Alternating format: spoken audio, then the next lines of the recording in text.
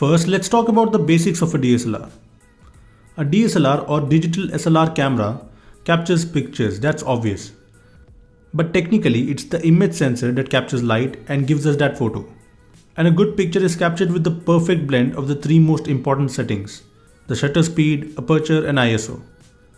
All three of them are responsible for one thing only, and that is capturing light. But they all do it in different ways. Before we get started, many people also have doubts regarding the interface on a DSLR. However, we aren't talking about it in detail because every camera manufacturer offers its very own interface in their DSLR models. Don't worry though, once you start using a DSLR, you'll get used to the interface in no time.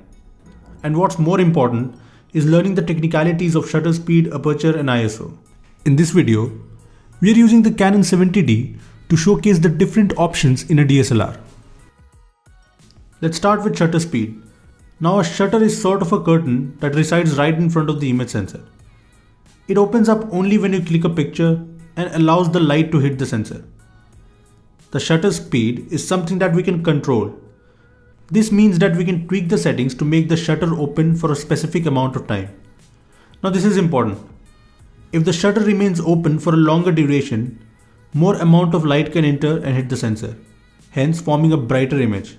And if the shutter remains open for a shorter duration, less amount of light will be able to hit the sensor, thereby forming a darker image. The shutter speed is usually shown in a fraction like 1/30 or 1/50, which signifies the time that the shutter will be open for. So 1/50 means that the shutter will be open for 1/50th of a second. Now if I click a picture with the shutter speed set to 1/160, you can see that the shutter opens just for 1/60th of a second and closes back again, letting in less light. Whereas if I click a picture with the shutter speed set to 1/4, the shutter remains open for a longer duration, letting in more light. Similarly, we can even set the shutter speed to 2 seconds, which would expose the sensor to light for 2 full seconds and make the image super bright. Now this is helpful in scenarios when it's really dark outside and you need to capture a good photo. But it has its side effects too. For instance, you might have heard people say that images taken at night are a bit blurry or unclear. Well, that happens due to hand movements when the shutter is open for a longer duration of time. Keeping the shutter or curtain open for a longer duration means that if there is movement, the image sensor will capture that as well. For instance, now I have a shutter speed of about 2.5 seconds. I click a picture and move my subject in that very same second for which the shutter was open. The result is a blurry image. Actually, this phenomenon is known as motion blur, which happens due to any change in the position of the subject while the shutter is open.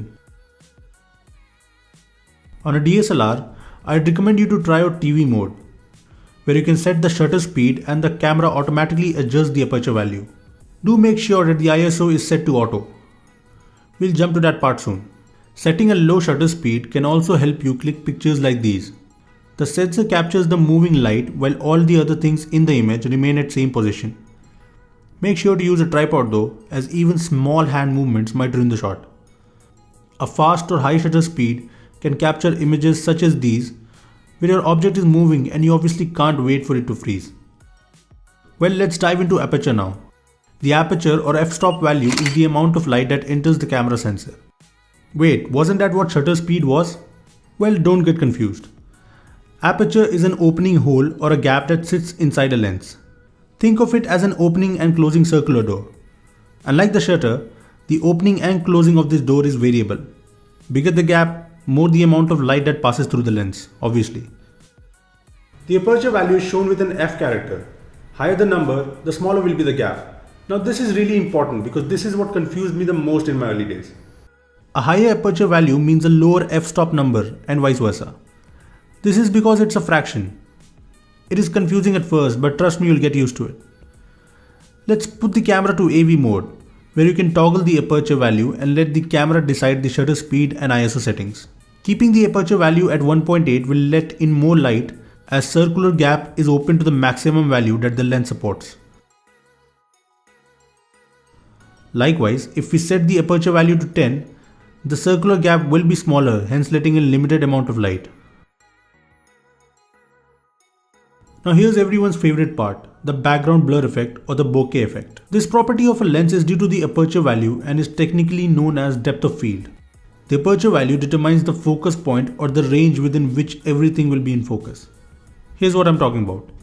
Setting a high aperture value would only focus the middle object and blur the foreground as well as the background, creating a shallow depth of field. This helps in those close-up shots or portrait shots where you want the viewer's attention at one particular point. Whereas a lower aperture value would take a lot of the area in focus, creating the foreground as well as the background sharp. This helps in a lot of landscape photos, where you want the viewer to admire all the scenic beauty in a single picture. Do note that since the aperture is responsible for letting in variable amount of light, it also accounts for the sharpness of a photo or video. A higher aperture value would let in more light but also create less sharp images, as it is capturing almost everything around. Whereas a lower aperture value would let in a specific amount of light and keep everything decently sharp. It's all about finding that sweet spot.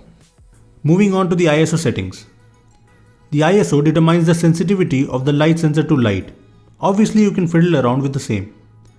Higher the ISO value, more sensitive the image sensor, and as a result brighter the image will be. Lower the ISO value makes the image sensor less sensitive to light and hence darker the image. However, the side effect of higher ISO is more grain or noise. And while lower ISO decreases the noise, it results in more darker shots. Higher ISO value does help in taking a brighter image in low light, but also increases the image noise by a lot and eventually decreases the image detail. All in all, a good photograph is the result of that sweet spot between ISO settings, aperture and shutter speed. To get an even better idea, a good sharp photo or video is captured with the perfect blend of these three options that keep the exposure level to an optimum so that you don't get an over or underexposed image. Obviously you can play around with each of these settings. I'm sure you're a fan of the bokeh effect already, which is an effect of the aperture. Even the motion blur is a great technique to capture those amazing photographs. I recommend you to always carry your camera along with you to get used to those overexposed shots in the start, as it does take time to change settings over and over again. Well, that's how you use a DSLR and the different options that come with it. Sure, you might not get the hang of it quickly, but the more you use it, the better you get. If you have any questions, do drop us a line in the comment section below. Give this video a thumbs up if you liked it. Subscribe to our channel for more awesome tech videos. Well, that's me signing off. Thanks for watching and I'll see you in the next one.